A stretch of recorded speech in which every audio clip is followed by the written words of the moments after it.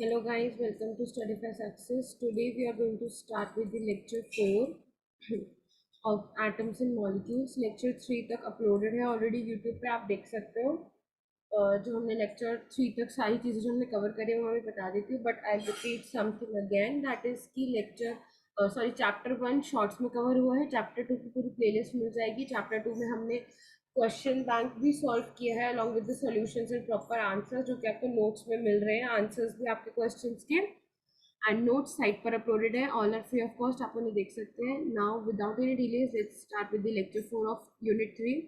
अब तक हमने मैटर के बारे में पढ़ लिया है, क्लासिफिकेशंस पढ़ ली है, मॉलिक्यूल्स के बारे में पढ़ लिया है, लॉ ऑफ केमिकल कॉम्बिनेशन पढ़ लिया है, लॉ ऑफ कांस्टेंट प्रोपोर्शन के बारे में, डाल्टन्स एटॉमिक थ्योरी, पोस्टुलेट्स मैंने आपको बताया कि पोस्टुलेट्स आपको याद होनी चाहिए, डायरेक्ट क्वेश्चन आता है।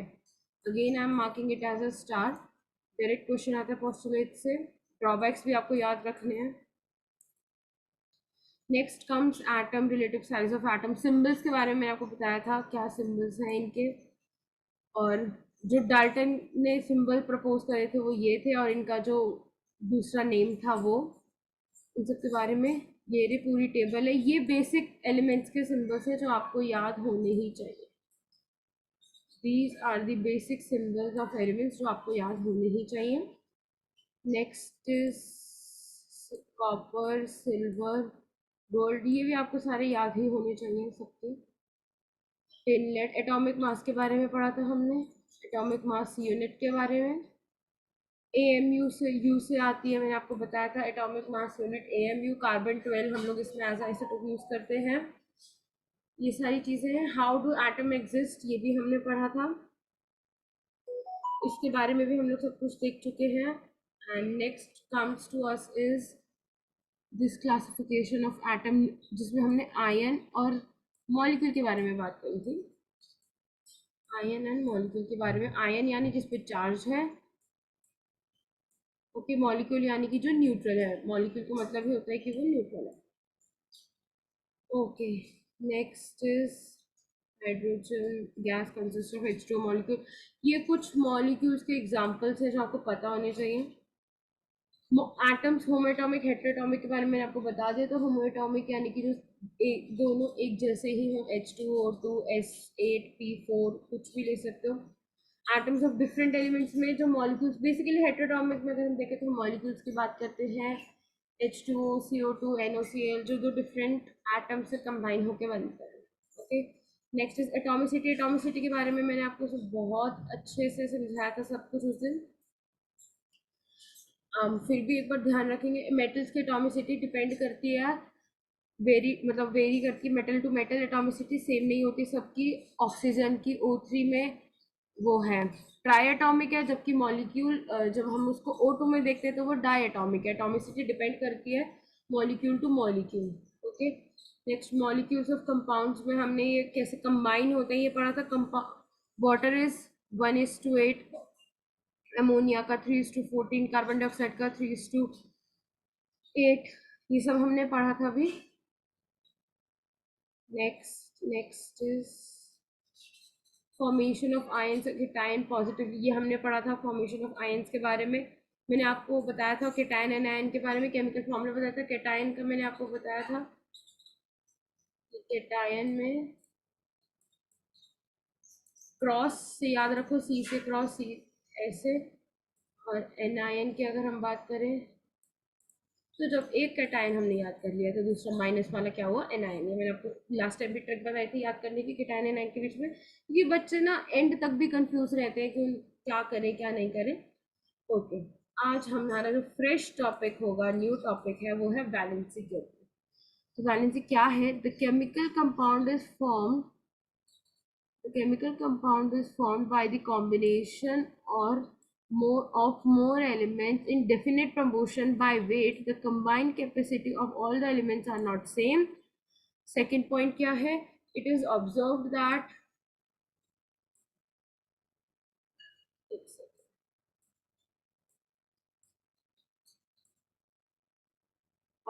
one atom of an element combines with definite number of atoms of the other elements to form stable compound. ये भी हम पढ़ चुके हैं।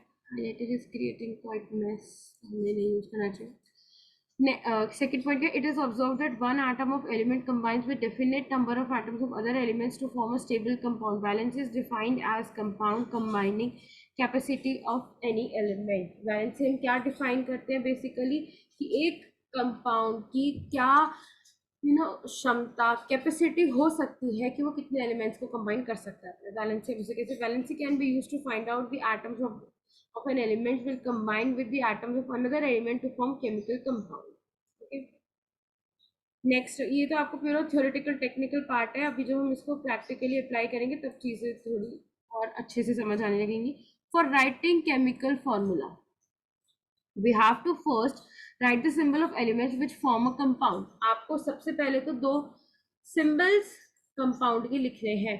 चाहे वो सपोज करो अगर आप NaCl बना रहे हो, NaCl, इन दोनों का फॉर्मूला बनाना है आपको कंपाउंड का. आपको सोडियम और क्लोरीन का कंपाउंड बनाना है. तो सबसे पहले आप इन दोनों के सिंबल्स को लिख लोगे. Below the symbol of element we should write their valency. हमें उनकी वैलेंसी लिखनी है. वैलेंसी क्या होती है बेसिकली? वैलेंस शेल में उनके जितने हैं वो हैं इलेक्ट्रॉन्स बचते हैं. 288 की कॉन्फ़िगरेशन से हम उन्हें चेक करते हैं. तो अगर हम देखें Na में क्या है वैलेंसी? +1. Cl में -1. तो अब उसके बाद हम नाउ क्रॉस द वैलेंसीज. मैंने आपको CaOH होल टॉइस के लास्ट लेक्चर है लेक्चर 3 में CaOH होल टॉइस का केमिकल फॉर्मूला बनाना सिखाया था. उसमें ये ट्रिक थी क्रॉस वाली. अब हम इन दोनों को क्रॉस करेंगे तो क्या हमारा बन गया? Na पे माइनस चार्ज NaCl, दोनों पे 1 1 है,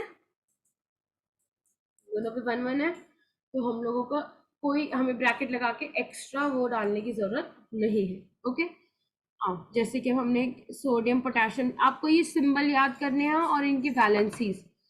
सोडियम पोटेशियम सिल्वर कॉपर सी चारों के चारों +1 वैलेंसी शो करते हैं.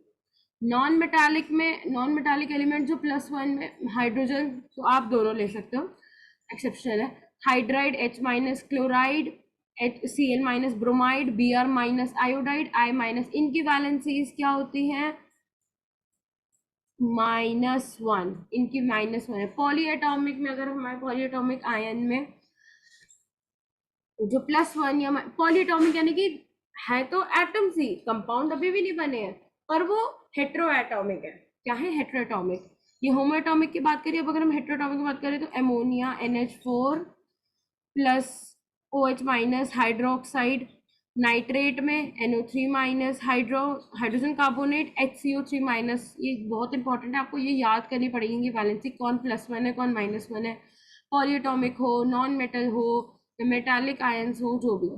नेक्स्ट +2 जिनकी जो डाई वैलेंट है, वैलेंस जिनकी 2 है, उनकी अगर हम बात करें तो वो है magnesium, calcium, zinc, FeCU3+.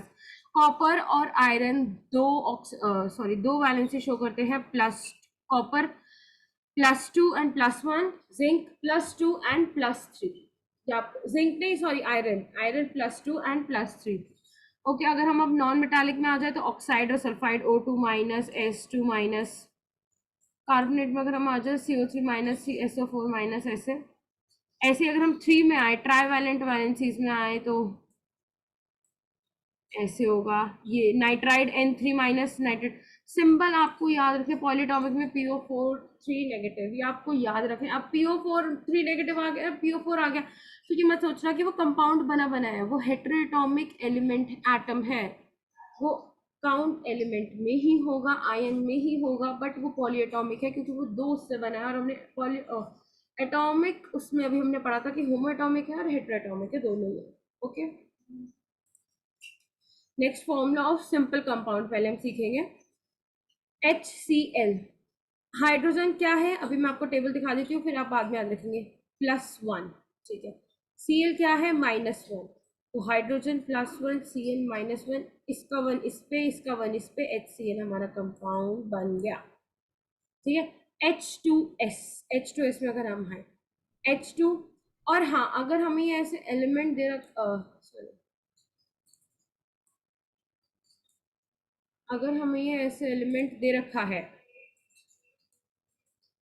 H2S, इसमें 2 हाइड्रोजन है, एस तो आप लोग H के वैलेंस इलेक्ट्रॉन को 2 से नहीं मल्टीप्लाई करेंगे। H2S बना कैसे वो मैं आपको दिखाऊंगी। कई बार क्या होगा कि वो आपको फॉर्मूला दे देगा H2S, आपको ये नहीं देखना। देखो मैं बताती हूँ। हाइड्रोजन क्या है +1, एस का क्या है -2, तो आप एस के नीचे 2 लिखेंगे, हाइड्रोजन के नीचे 1 लिखेंगे, क्रॉस क्रॉस कर देंगे तो एच के पास 2 जा रहा है। तो आप अपनी रेफरेंस के लिए, अभी ये पॉलीएटॉमिक तो है नहीं, पॉलीएटॉमिक में we are suppose to draw the brackets, क्योंकि वो दोनों एटम्स पे जा रहा है, दोनों हेटेरोएटॉमिक एटम्स पे जा रहा है, बट ये सिंगल है अभी होमोएटॉमिक है, तो आप इसमें ब्रैकेट अवॉइड कर सकते हैं। तो H2S की फॉर्मेशन ऐसे होती है। CCl4 का हमें 2 एटम्स दे रखे, कार्बन, कार्बन पे क्या चार्ज होता है 4 चार्ज होता है। इस टेबल में मेंशन नहीं है बट आप आगे के लिए ध्यान रखेंगे। कार्बन हैव इज पॉलीएटॉमिक 4 है। Cl का क्या चार्ज होता है -1, तो C के नीचे 4, Cl के नीचे 1, ऐसे ही C के नीचे C के पास 1 चला जाएगा, Cl के पास 4, तो ये Cl एक होमोएटॉमिक है तो हमने ब्रैकेट नहीं लगाया। ऐसे MgCl2, Mg आपको अभी मैंने बताया था +2 है, Cl -1 है, ऐसे क्रिस क्रॉस के मेथड से सब आप देखेंगे। BaCl2 बेरियम +2 टेबल में मेंशन है नहीं है, ध्यान रखेंगे। BaCl2 बेरियम, ये एनसीईआरटी में पूरी कंप्लीट टेबल है, आप उसको रेफर करोगे प्रॉपर वैलेंसीज रखने के लिए। CO3N2, सॉरी इट्स Ca3N2, तो अब Ca कैल्शियम 2 होता है, ये देखो टेबल में है। एंड अगर हम देखें N का भी हमने मेंशन करा, N3 होता है, N इज ट्राई वैलेंट, तो ट्राई वैलेंट में क्या होगा Ca3N2, ऐसे ही आप लोग इसमें Ca की तरफ 3 चला जाएगा, N की तरफ 2 चला जाएगा, तो Ca भी अभी क्या है होमोएटॉमिक, ब्रैकेट की हमें जरूरत नहीं है, तो हमने नॉर्मली लिख दिया। Sorry, okay. Next comes is this Fe2, ये तो आप बना लोगे, ये सब आप कर लोगे। CO2SO4, Cu का हमारे पास क्या है Cu, अच्छा अब आप बोलोगे कि कॉपर 2 शो करता है, ये मैंने बता दिया, हमें कैसे पता चलेगा। जो मेंशन कर रखा है फॉर्मूले के अकॉर्डिंग आपको पता चल जाएगा कि Cu में क्या मेंशन है, ठीक है। Cu सल्फेट के साथ SO4 2 नेगेटिव, ये देखो SO4 2 नेगेटिव है, आपको पता है, उसके साथ हमेशा Cu प्लस में कंबाइन करा रखा है इन्होंने। CuSO4 भी होता है, Cu2SO4 भी होता है, तो डिपेंड करता है कि वो आपसे क्या कह रहे हैं। Cu के नीचे 1 लिखेंगे, इसमें हमें +1 कंसिडर करना है, वो आपको क्वेश्चन में मेंशन होता है। एंड SO4 -2 होता है, क्रॉस क्रॉस करा तो Cu2SO4। अब आप कहोगे कि SO4 पूरा ब्रैकेट क्यों नहीं आया पूरे पे, पॉलीएटॉमिक है, बट 1 के लिए हम तो लिख ही नहीं रहे, 1 तो लिखते ही नहीं है, तो ब्रैकेट भी बना के क्या करेंगे। और Cu एक वो है होमोएटॉमिक, तो उसमें हमने डायरेक्टली अटैच कर दिया। अब इसका एग्जाम्पल ही देखो, K2CO3 भी कर लोगे आप, Al2O3 भी कर लेंगे। NH4, ये देखो NH4, अब ये क्या है पॉलीएटॉमिक, और SO4 भी पॉलीएटॉमिक है, दोनों का वो लिखे हमने वैलेंस। NH4 प्लस होता है +1 सॉरी, एंड SO4 होता है 2 माइनस, क्रिस क्रॉस करा तो NH4 क्या है हेट्रोएटॉमिक, क्या है हेट्रोएटॉमिक है, तो उसमें आप क्या करोगे, आप ब्रैकेट लगा के फिर +2 का चार्ज लगाओगे नीचे, यहाँ पे ब्रैकेट लगा के फिर +2 का चार्ज हो जाएगा। SO4 पे 1 है, 1 हम दिखाते नहीं है, तो 1 की हमें जरूरत नहीं। आई होप आपको ये समझ आया होगा। अगर कोई भी डाउट है तो आप कमेंट सेक्शन में मेंशन कर सकते हो, या अगर आपको इसमें एक कंप्लीट अलग से एक्सरसाइज भी अगर चाहिए पूरे क्वेश्चन बैंक सॉल्व करने के लिए, और आप चाहते हो कि वीडियोस के थ्रू मैं उसे सॉल्व कराऊँ, तो आप प्लीज़ कमेंट सेक्शन में बता देना, वो वीडियो भी मिल जाएगी आपको। अगर आप प्रॉपर एक वैलेंसी और केमिकल फॉर्मूला के ऊपर क्वेश्चन बैंक सिर्फ इन्हीं के ऊपर, कंबाइन तो लास्ट में आएगा ही आएगा, बट अगर सिर्फ इन्हीं के ऊपर चाहते हो तो वो भी बता देना, वो क्वेश्चन बैंक की वीडियो भी अपलोड हो जाएगी। Next comes is molecular mass. It is the sum of atomic masses of all the atoms in a molecule. Atomic mass हमने क्या देखा था कि एटम का मास कितना है। मॉलिक्यूलर मास क्या होगा कि एक मॉलिक्यूल में जितने भी एटम्स कंबाइन हुए हैं उनका पूरा मिला के जो मास होगा वो मॉलिक्यूलर मास होगा। It's really simple. सपोज करो H2O है, तो H2O हाइड्रोजन कितने हैं 2, तो 2 into mass of hydrogen. Oxygen कितना है 1, तो 1 into atom atomic mass of oxygen. तो मॉलिक्यूलर मास ऑफ H2O क्या आएगा 2 इंटू हाइड्रोजन का मास कितना होता है मॉलिक्यूलर 1, एंड उसका ऑक्सीजन का होता है 16, तो 2 into 1 plus 16 into 1, that is 2 plus 16। गलत है, H2O का ये 32 गलत दे रखा है, 2 plus 16 comes out to be 18। Into कैसे होगा ये, 2 × 1 + 16 × 1, हाँ ये इसमें ये गलत है, इसको आप 18 करेंगे। ओके, ये तो 18 को 6 से होंगे, हाँ इसको आप क्या करेंगे 18। गुड। नेक्स्ट, ऐसे ही किसी का भी निकाल सकते हो, HCl का, H2SO4 का, CCl4 का जो फॉर्मूला। एक काम करेंगे, ये सबका होमवर्क है कि जो जो ऊपर हमने अभी केमिकल फॉर्मूलेज बनाए हैं, H2S MgCl2, आप इन सबको मॉलिक्यूलर मास निकाल के नोट करके बताएंगे, देखते हैं किसका कितना सही होता है। ठीक है, किसको कितना समझ आए, इससे एक आपको आइडिया लग जाएगा, प्रैक्टिस क्वेश्चंस भी हो जाएंगे आपके यही। Next comes formula unit mass. The molecular of some substances are made up. The molecules of some substances are made up of ion. Example, NaCl is made up of 2 ions, Na plus and Cl minus. ये आप लोगों को बहुत clearly पता है. In this command, we can also use the term formula unit mass in place of molecular mass. हम molecular mass की जगह यूनिट मास भी ले सकते हैं अगर हमें NaCl का निकालना है। मतलब आप बेसिकली देखो आयनिक कंपाउंड और मॉलिक्यूल्स के लिए आप यूनिट मास यूज कर रहे हो वर्ड, और जो नॉर्मल न्यूट्रल मॉलिक्यूल्स बन रहे हैं, आपने पढ़ा था आयंस यानी कि चार्ज्ड, मॉलिक्यूल्स यानी कि न्यूट्रल। आयंस वालों के लिए यूनिट मास, मॉलिक्यूल्स के लिए मॉलिक्यूलर मास। ओके, तो उसमें एग्जांपल देखो, formula unit of sodium chloride NaCl has formula unit mass, sodium का होता है 23 एंड Cl का होता है 35.5, दोनों को प्लस कर दो, दोनों के एटम 1 1 है, तो 1 × सोडियम का मास प्लस 1 × Cl का मास, तो आपका टोटल इनका एटॉमिक मास, मॉलिक्यूलर मास आ गया बेसिकली। चाहे आप उसे मॉलिक्यूलर मास बोलो, यूनिट मास बोलो, कुछ भी बोलो। अब potassium carbonate K2CO3 has a formula unit, आप उसको कर सकते हो 2 है, तो 2 × atomic mass of K, potassium कितना है 39। फिर CO3 है कार्बन, अब CO3 भी 2 है, हेटेरोटॉमिक से बना हुआ है, तो आप क्या देखोगे पहले कार्बन का, स्टेप बाय स्टेप। कार्बन 1 है तो 1 × 12, उसके बाद ऑक्सीजन 3 है 3 × 16, फिर उसको पूरा करके 138 U आ रहा है, आप इसे चेक कर सकते हो। ऐसे ही जितने ऊपर मॉलिक्यूलर आपने फॉर्मूले बनाए, मॉलिक्यूलर फॉर्मूले, उन सबका मास निकालोगे आप। नेक्स्ट कम्स मोल कॉन्सेप्ट, ये बहुत ही इंपॉर्टेंट कॉन्सेप्ट है, आगे तक काम आता है जो बच्चे 11th-12th में लेते हैं। जब हम फिजिकल केमिस्ट्री पढ़ते हैं, हम केमिस्ट्री भी 3 पार्ट्स में डिवाइडेड है, आपको पता होगा, ऑर्गेनिक, इनऑर्गेनिक एंड फिजिकल। बिना मोल कॉन्सेप्ट के फिजिकल केमिस्ट्री नहीं है। ऐसा एक चैप्टर नहीं होता जिसमें मोल कॉन्सेप्ट ना यूज हो रहा हो, चाहे वो प्रैक्टिकल्स में यूज हो रहा हो, चाहे आपके थ्योरी पार्ट में यूज हो रहा हो। नेक्स्ट अगर हम बात करें मोल कॉन्सेप्ट की, a group of 6.023 into 10 raised to power 33 particle, 23 हो गया यार ये तो, particles of a, क्या लिखा है इसमें, of a substance is called 1 mole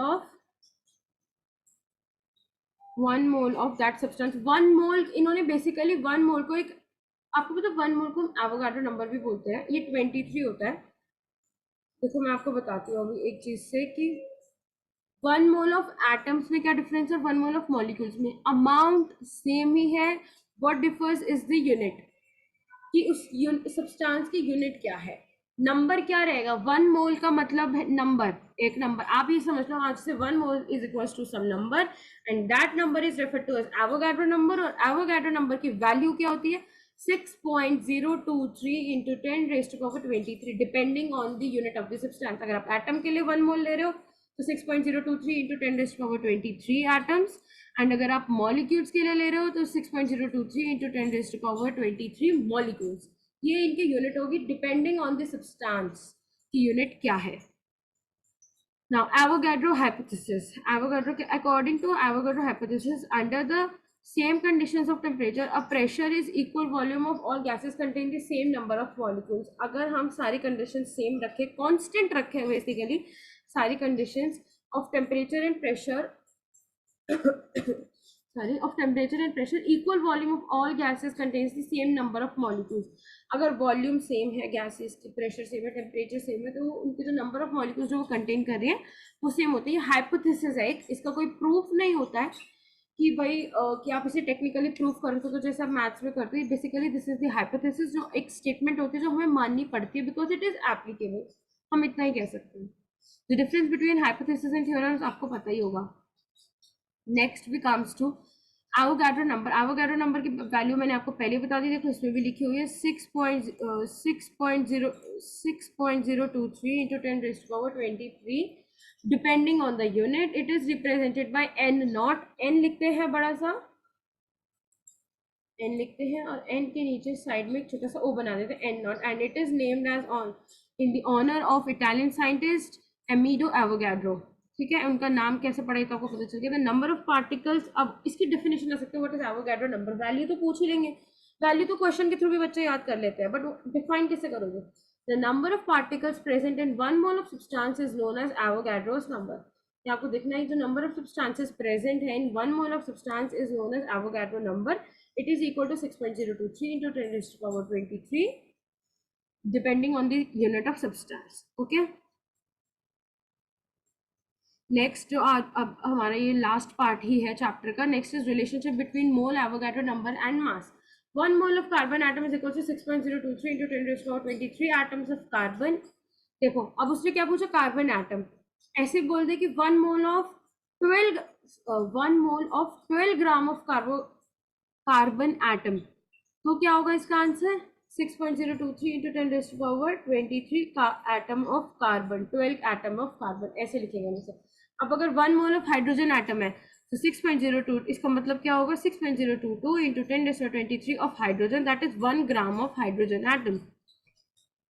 next is 1 mole of any particle, any particle 6.023 into 1 मोल का मतलब ही ये नंबर है, आपको ये याद रखना है, that's it. 1 mole of molecule ऊपर आपने पढ़ लिया था, नंबर ऑफ मॉलिक्यूल यूनिट लगा देते हैं लास्ट में, तो जो आपसे पूछा है उसकी आप यूनिट लगाओगे, दैट्स इट। नेक्स्ट का formulas, number of moles is equals to, हाँ अगर आपको कि हमें नंबर ऑफ मोल्स निकालने हैं, कई बार क्या होता है 1 मोल की वैल्यू ये है पर नंबर ऑफ मोल्स की वैल्यू ये नहीं है, देयर इज अ डिफरेंस कि 1 मोल की वैल्यू ये है बट नंबर ऑफ मोल्स की वैल्यू ये नहीं है। तो आप नंबर ऑफ मोल्स कैसे निकालेंगे, उसका फॉर्मूला है गिवन मास अपॉन में मोलर मास। सपोज करो आपको फॉर्मूला दे रखा है HCl, ठीक है, HCl भी चलो छोड़ो, आप H2O का देखो, छोड़ो, leave it.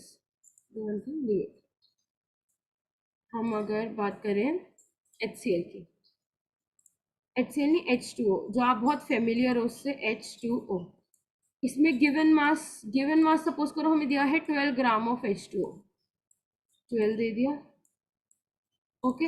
Next number of moles में अगर हम मोलर मास निकालेंगे, मोलर मास यानी कि अभी ऊपर पढ़ा था molecular mass, molar mass, unit mass, सब एक ही चीज है। हाइड्रोजन 1 into 2, 2 एटम है, एटॉमिक मास 1 है, ऑक्सीजन एक ही है, 1 into 2 18 आया हमारे पास, answer comes out to be 18, answer comes out to be 18। और सपोज करो आप लोगों के लिए ना अभी इजी कर देते हैं इसको, जस्ट सेकेंड, सपोज करो हमें नहीं दिया 12 ग्राम नहीं दिया है, हमें 9 ग्राम मिला हुआ है, ठीक है, ये तो हाइड्रोजन ऑक्सीजन हो गया। अगर हम इसको देखें कि हमें ये 9 ग्राम मिला है, 9/18 तो इज इक्वल टू कितना हो जाएगा, ये 1/2 मोल्स यानी कि 0.5 मोल्स प्रेजेंट है।